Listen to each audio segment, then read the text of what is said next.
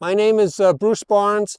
I'm a member of the New Bedford Preservation Society, and tonight's walking tour is this section of Hawthorn Street that goes from here to about a couple blocks up, and then we'll come down Maple Street. There's about 10 or so properties that we're going to stop in front of. If you have any questions about any of the properties we walk by, it's really the neighborhoods we're going to go through are some of the nicest ones in the city, and lots of the houses we're just going to walk by, and you'll probably say, well, why do you walk by that one? So just ask me about that if you would, because I know about some of the houses, not all of them. But we're going to start at the hospital, the St. Luke's Hospital. We're going to walk straight through the parking lot, and we're going to start right in front of that brick part of the building there that we can see. That's going to be the first house in the tour, the very first building that was built on site for St. Luke's Hospital. So let's go this way.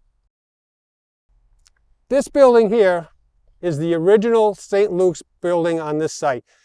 The St. Luke's Hospital has antecedents by a lady who had the idea of having some kind of medical facility for patients. Did it, I think it was on Purchase, on Purchase Street. Her name was Plummer. But it was inadequate for an actual hospital building. And so this building here is the site of the original building. We're going to have a postcard view of the house as it looked in 1894 when it was built. You've got to take off the third level, and these two wings over here, the ones that have this blank space. The house was just a two-story colonial revival, Georgian style, two-floor building with two small L's on either side. That was the very modest beginnings of St. Luke's Hospital. I think there was only room for 11 beds actually in the hospital originally, but that's the original building. Now, one of the things all the houses tonight that we're going to see are in the colonial revival style. And this development from Page Street out to where we're going to stop is at Roach Street.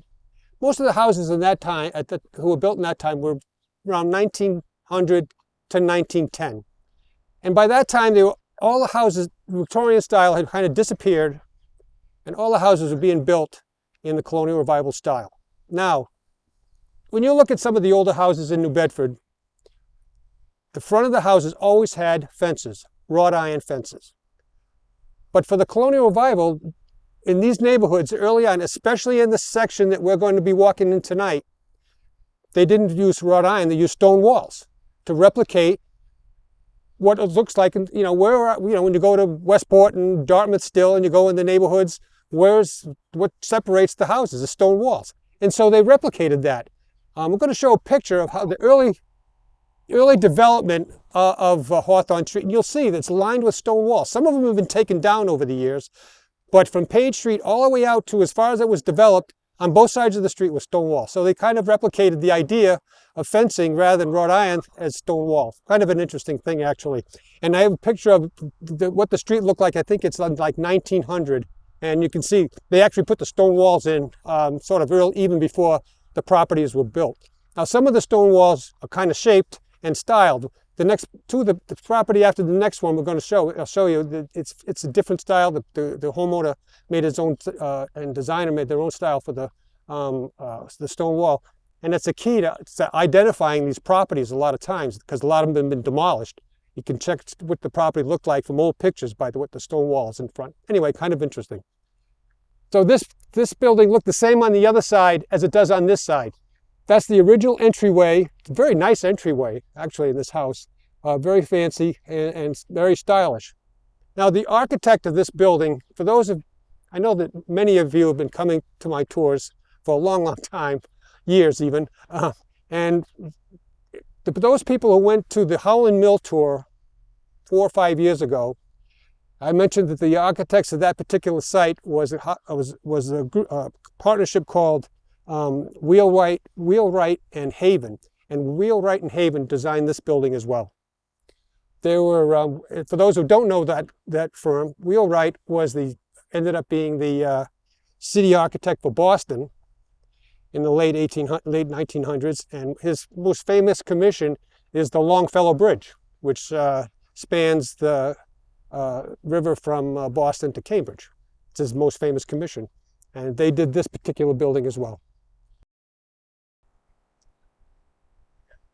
This is really a beautiful building, I think. It kind of represents, this building was built in 1880. It's pretty old for the street, actually.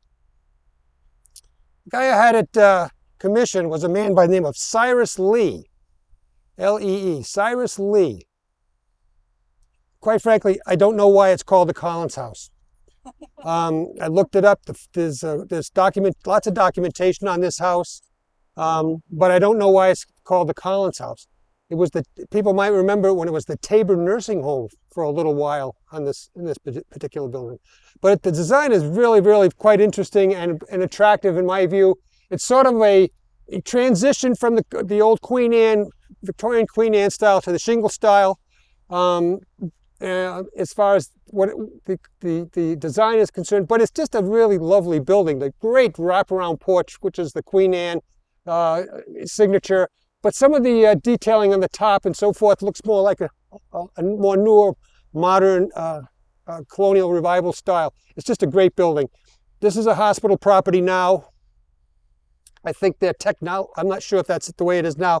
It used to be their technology department was in this particular building, but I don't know what's in there, what's in here now. But as you can see, it's a very attractive building. I don't know the square footage offhand of this building, but it's got to be close to, I would say, 3,000 feet or more.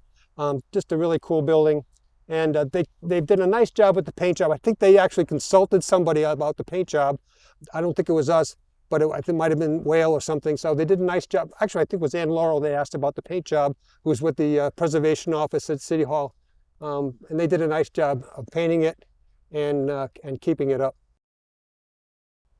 We're in the parking lot of the Jewish Convalescent Home, but it was not always that, obviously. You could tell by the plantings, whatever's here was here quite a while ago. This was the property of a man by the name of Edward Mandel.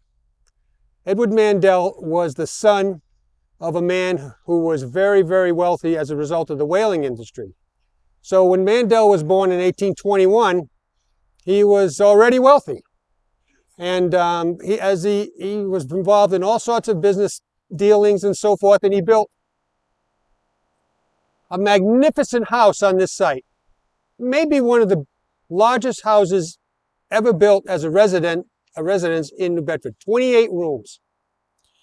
And he had hired a very famous architect to design the house. His name was William Ralph Emerson. He's not well known now anymore except by architectural historians, but he was very well known for building large seaside shingle-style mansions, mostly on the North Shore of Massachusetts, up through Maine and Bar Harbor and so forth. He was very well known. Sometimes he's called the father of the shingle style, but that is a misnomer. There are other people who were designing bigger houses well before him. But nonetheless, he built a giant house on this site. We're going to have pictures of that when we do the video. There'll be an old picture of his house. Now, that same picture shows up a lot on the New Bedford historic photos and other places too. And everybody's always misplacing it. It's so easy to identify the place, though, because of the stone wall. The stone wall is unique to this house. And when you see that stone wall, you have to say, well, that's the Edmund Mandel house. It was a shingle-style house, huge. And the interesting thing about Mandel and that time, the house was built in 1883, actually from 1883 to 1887. The interesting thing about the times, as fancy as the house was, it was one of the fanciest houses in town. Mandel had livestock. He had a separate entrance to this site just for his animals. He used to drive them. This is a true story. They used to drive them to Buttonwood Park, which was just an empty meadow. There was no park there. It was just empty land. It was called Buttonwood Park, but it was just a big field. Lots of the wealthy families in town that had livestock, they would drive it out to Buttonwood Park during the day, and the servants would take it back at night. This is the years when servants did everything. They had an army of servants in these particular properties. And then he would drive, and he probably had beef cows for food, and he drove them downtown to market. It's all documented in even his obituary mentions this. The other thing that's interesting about Mandel, he was very, very wealthy, and he lived most of his later adult life when he had money, when the textile industry was growing like crazy. And Mandel had some investments in textiles, but when he became an adult in the 1840s and 50s, the whaling was still a big deal. So he partnered with another man by the name of Charles Tucker, and they had a little whaling business going. But Tucker retired. After the whaling started to peter out, Tucker retired and so forth. But Mandel continued to outfit whalers for whaling. Now,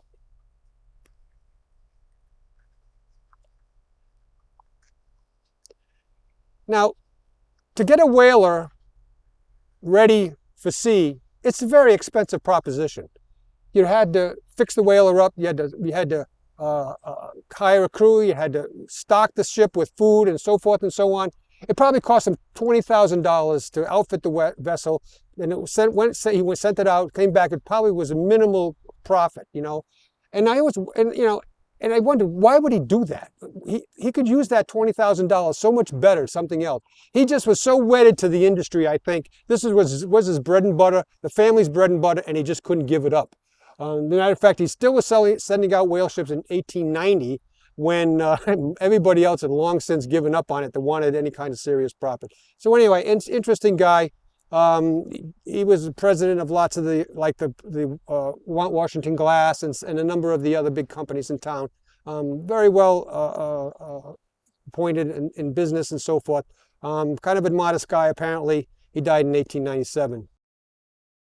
This is 101 Brigham Street, kind of tucked in here. This is really a beautiful house in my view. It's a bungalow. One of the more unique bungalows in New Bedford. There's a lot of bungalows in New Bedford, actually. It's a nice style. Sort of a small single-family homes. Quite a few of them on Allen Street, actually. If you go down Allen Street all the way down to Rockdale, there's quite a few of them on Allen Street. But this one here is highly designed. And I always noticed this house, because I used to walk in this neighborhood when I lived in New Bedford with my dogs all the time. And I always came by here and I said, this is a really cool house. And at one point, I did a lot of work on a New Bedford architect by the name of Nat Smith.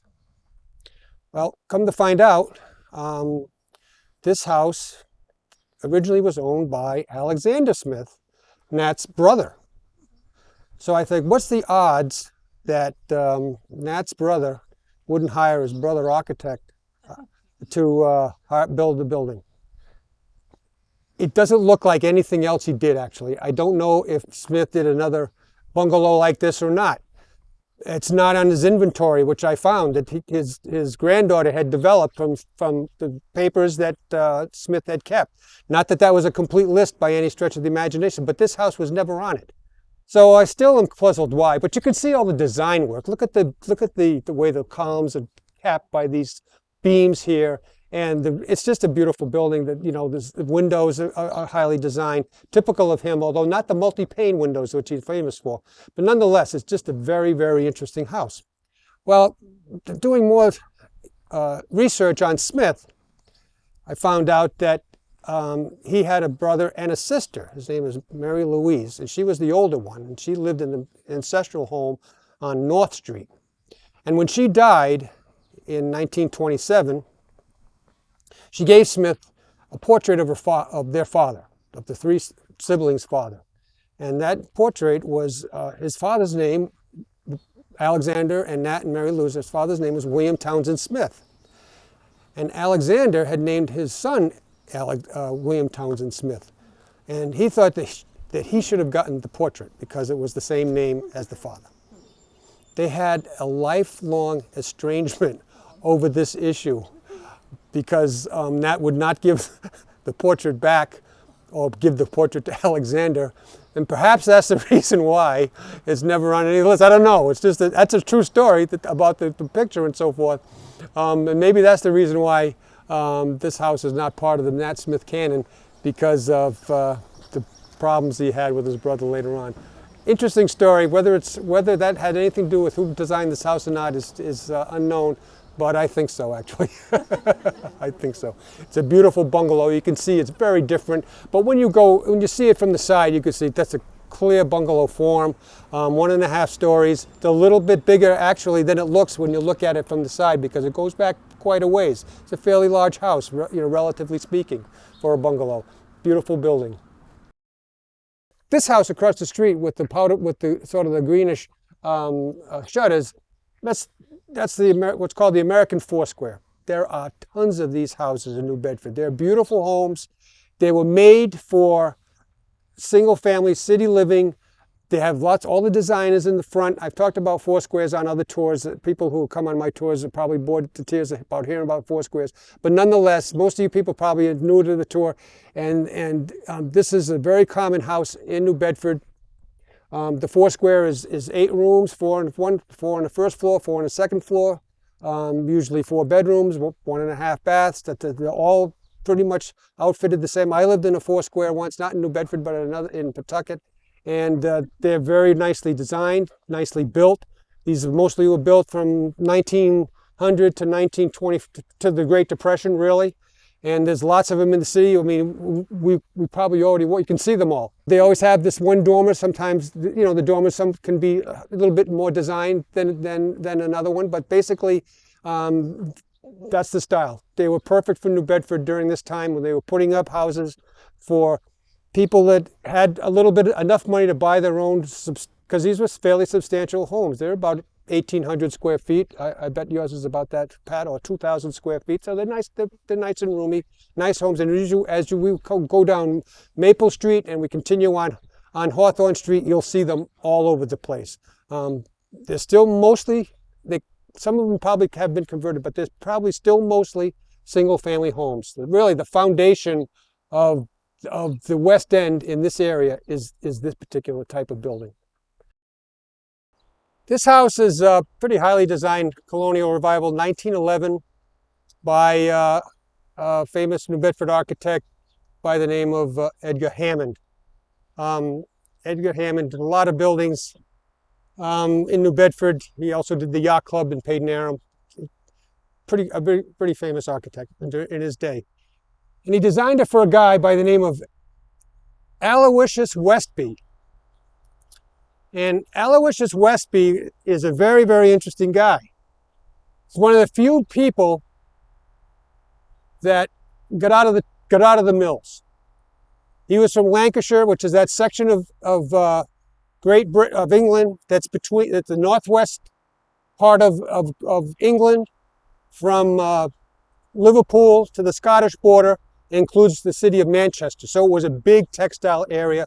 Most of the Englishmen that came to New Bedford, if you're of English descent, like I am on the Barnes side, you came from, and you worked your ancestors worked in the mills. They came from Lancashire, a town in Lancashire. It's like a county. Lancashire is not a town, it's a county. You'll hear about this if you go to the next week's tour. Talk about Lancashire quite a bit, because I mentioned a number of textile people. But Aloysius Westby was from Lancashire, came to New Bedford as a weaver. Most of the people that were recruited by New Bedford to work in the mills were weavers. It was a very highly skilled profession at the time. But Westby, he knew that his life wasn't going to be spent in the mills. And somehow, I don't know how he did it, I haven't studied him enough, he became involved in real estate development. Couldn't have been at a better time. And he ended up making lots and lots of money with partners and so forth. He went on his own, and he made a fortune in a very short amount of time, because you have to realize New Bedford was growing by leaps and bounds. I was doing some research on a property just recently in the South End, the far South End on the peninsula, Clark's Point. And I was looking up a property, and all the land was unsold at the time, but it was all subdivided already. Hundreds and hundreds of lots that are now built on, but hadn't been built at the time. And that was what Westby was doing. Buying big lots that were still available out here, anywhere there was empty land, and putting up tenements for the most part. Some single family homes, but mostly tenements. And he made a lot of money. Now, he left this building he had a pretty big family. In fact, I knew one of Westby's daughters was my boyhood friend's mother. So they left this house and moved into a house on the peninsula. It was called the Westby Estate. If you're familiar with anybody familiar with Aquidneck Road in the far south end and all those areas just beyond the Booth Mill, not too far from where the Cisco and Davies Locker is, just beyond the very last mill, they owned a huge lot there. And I remember going to that as a little boy. It was the biggest mansion I'd ever been in at the time. I was probably only 6 or 7 years old, so it would have been even bigger than it really was. But anyway, that's where they moved. That mansion was demolished in 1967, I believe, and all that land was developed into houses even as late as that, single family, mostly ranches and so forth at that time. But anyway, Westby's interesting because he managed to get out of the mills when it was not easy to do because it was hard to get enough money working in the mills to transfer anything into investment. Somehow he did. He actually kind of failed at something and went back to the mills for a short time, but he got back out again. So he was very persistent, and he became one of the richest men in town. The next house on the tour is right across the street. So I'm just going to keep on talking from here. This house here was built in 1892. It's one of the oldest houses. It is the oldest house on this stretch from the Mandel house, which was in the 1880s, until here. There was nothing really. This house was built in 1892, and it was for a man by the name of Savory Hathaway. And Hathaway and his partner, I always get a kick out of this, his partner was named Soul. They were shoemakers. How ironic is that a shoemaker would be named Soul, right? But Hathaway and Soul had a shoe factory on North 2nd Street, down by where, that's been torn up by now. But they had a shoe factory, very, very successful shoe factory. They both retired. Actually, Soul didn't retire. He went into the textile industry, but Hathaway retired to this house. And there was a big article in the paper about this house when it was built, because it was out here in the middle. I mean, hard to believe now, but it was out here in the middle of nowhere. This beautiful house, architect designed by a partnership from Lowell. Anybody who remembers the old YMCA down by the library, this particular firm designed that building as well. But anyway, it's a nice building. For years and years, if you drove by this building, there were 2 enormous pine trees in front of the house, so you couldn't even see any of the front of the house. Somebody purchased it and did some work on it, but it looks like it's not occupied at this point. I'm not sure, but it doesn't look like it's occupied now. But nonetheless, as you can see, if you look carefully enough, it still has its original slate roof. That house was built in 1892, and it still has its slate roof. Nice detailing along this house, really. You can see the dental work and the brackets underneath the roof line. There's really a lot of nice detail in this house. It's a pretty cool building. I've never been in that house, though. This house here, I was very interested in this house architecturally because I thought it might have been done by Nat Smith at the time, because it was kind of unusual, and it's a little bulky, clunky like, but it's a pretty nice house. Come to find out, this house, and that house are all designed by the same guy. His name was John Williams. And to this day, I don't know anything about John Williams. I've tried to find information about him in various things. He was living in New Bedford until 1920, and then either he moved or he died. I don't know. I can't find anything else about him. But he was so prolific as a designer and builder in New Bedford.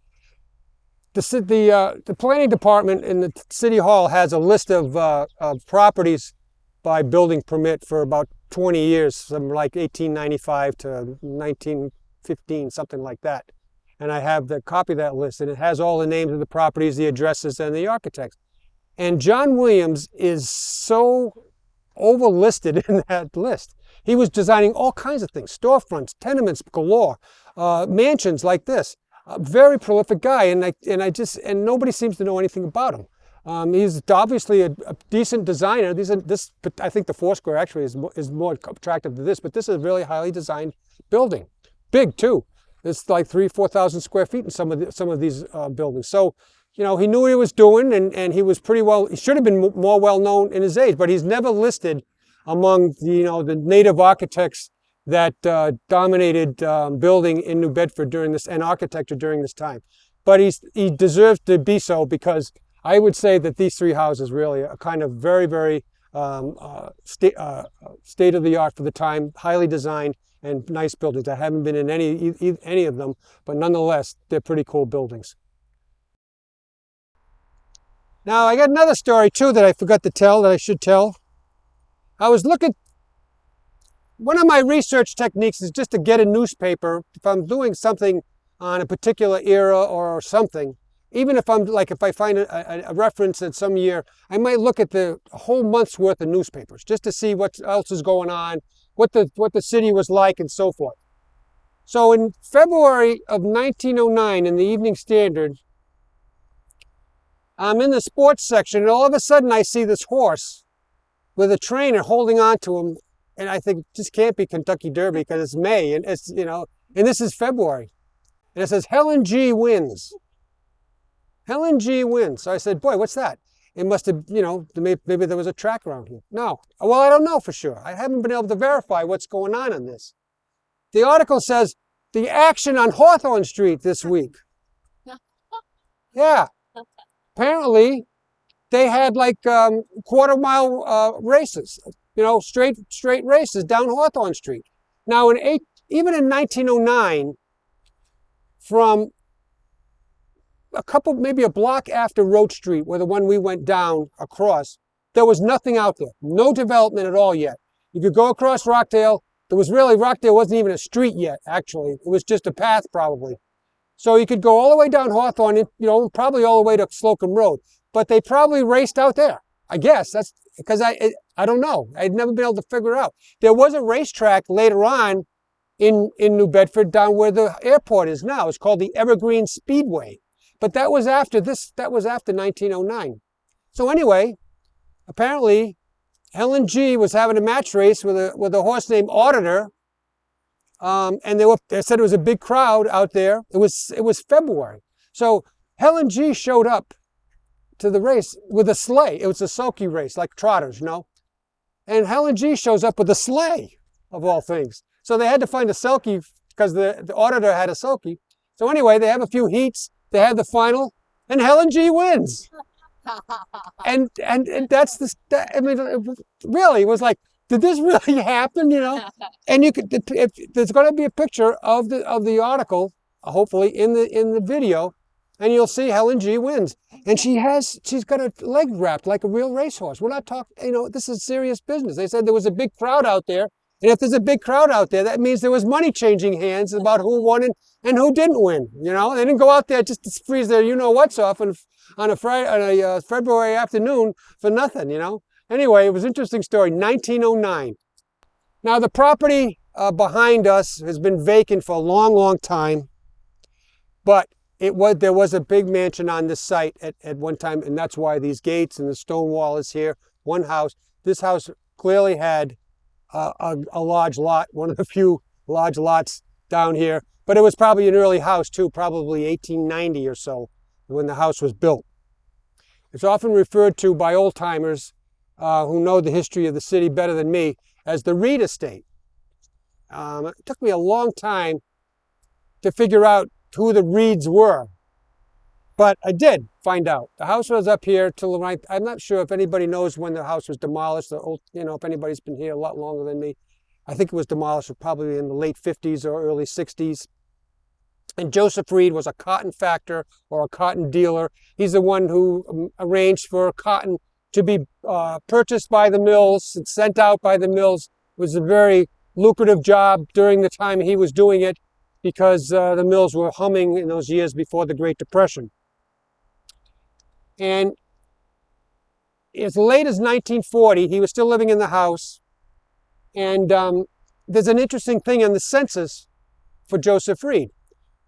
It's something that I knew that all these mansions and these large estates had servants, but you had to realize that the servants, that was their residence. They're listed in the there was 3 servants at the time. They had two maids and a cook. That was their residence. It wasn't like they came and went to home. They lived at the house. That was their legal residence, actually, was at the place they were working. Kind of an interesting thing. Even as late as 1940, that was the case because the 2 maids and the cook were named with their ages and stuff. All the detail of everybody else that lived in the house. It was kind of interesting. It was a beautiful house. There'll be picture. I have a picture of that house as well. That'll be on the video as well. Pretty big house, not as big as you might think actually, but because of the lot size, it's beautiful a lot here, rare lot. And so it was a colonial revival. Yep, colonial revival. That's tonight's tour. Our next tour is the second Thursday in June. It's our 4th version of the VIP tour. Mostly areas on Union Street and Clinton Street, actually, this year. Anyway, I hope you can come to that. If you're not a member of the Preservation Society, please consider being a member of the Society. And thank you all for coming tonight.